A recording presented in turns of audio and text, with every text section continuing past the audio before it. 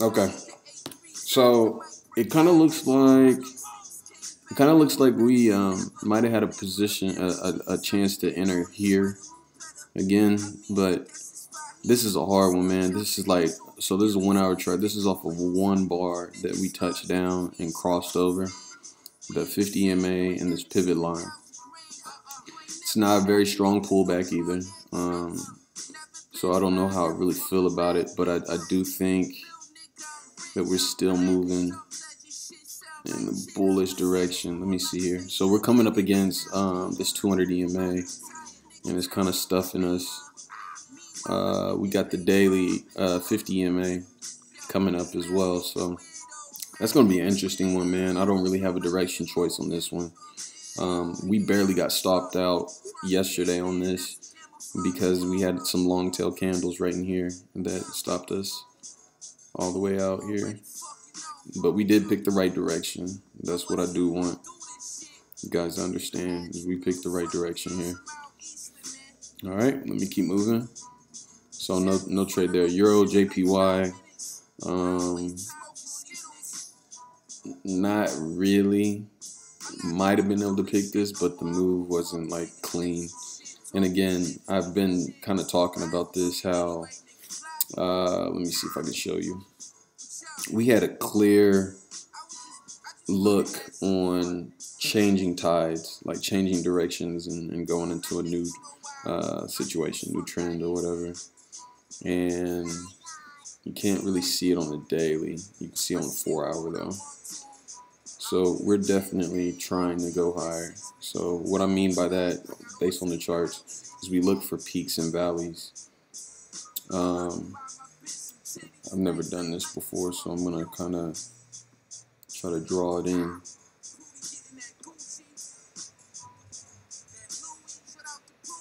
No, I need a different color.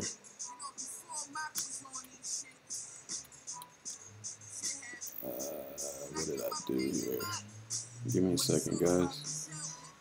Yeah, I'm gonna pause this and fix it real quick. Give me a sec. Okay, here we go. So this is what it looks like. This is what I mean right here.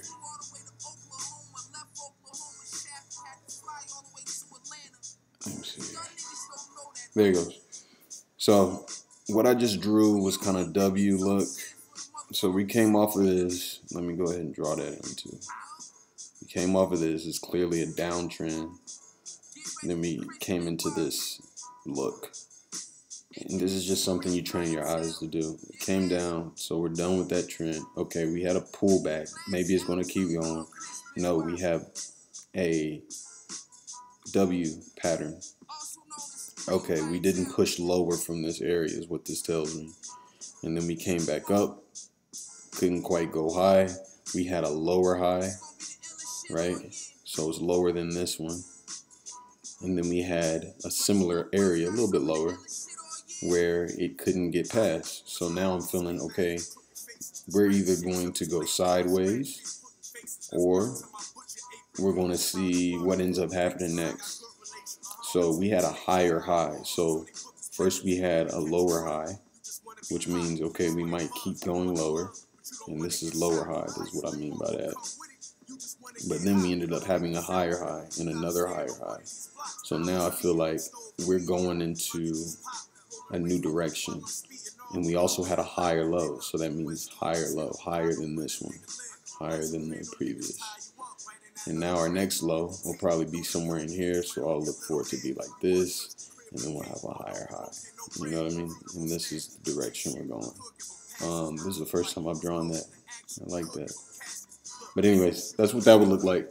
And we're headed up. I already pointed that out here, but now you guys have an illustration. Let me see if I can clean this up. I have all that stuff on here. There it is. Cool. Get rid of all that. All right. Try to keep your charts clean, by the way. It just helps. It just does. Trust me. Euro JPY, same thing. Higher highs, higher lows. Any of these that I really feel like I could have seen coming, Maybe this one, but it's so sporadic. It's not a clean move, but it is moving. And the reason that I'm already leaning towards that direction is because what we've seen in Euro USD. Euro USD was a lot cleaner, though, in my opinion. And I'm still wrong, by the way. So it's a hard play. It's hard to choose a breakout and win on it because sometimes you'll get stopped out. Sometimes it's not done, kind of shaking out all the jitters before it really chooses that direction. Euro AUD, you'll notice on this one, we really haven't 100% chosen a direction here. I close out 3.6 on this, which is nice. But I don't feel like this pair specifically really has bias towards going bullish. We're actually overextended and need to go down. Look at the price action. Look at the bars. We're right on the 200 EMA. We're bouncing. We bounced yesterday off of a 50 EMA. Maybe I go ahead and pick. Go ahead and pick a down here. Pick a bearish entry here.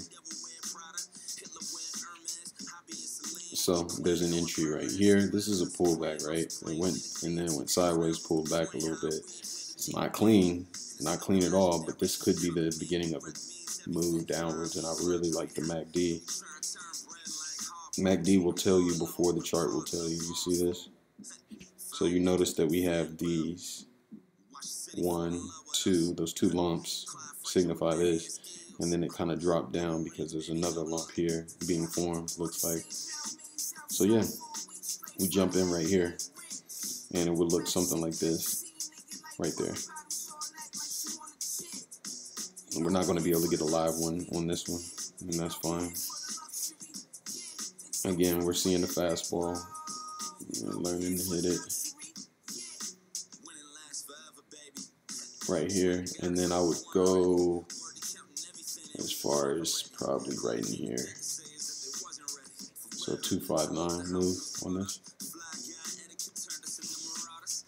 And then I like to zoom out and kind of look at everything else, try to see how it looks, try to see if I have a bias here. I do. I have my 50 EMA that's going to help me on the 4-hour chart.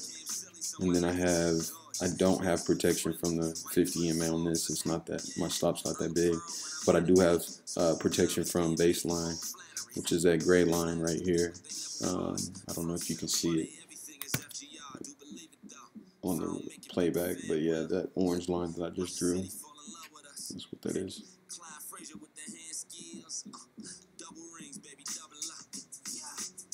Yeah, so anyways, that's a nice play. A little too late for it though. Alright, I'll run through the rest of the plays on the next video. Peace.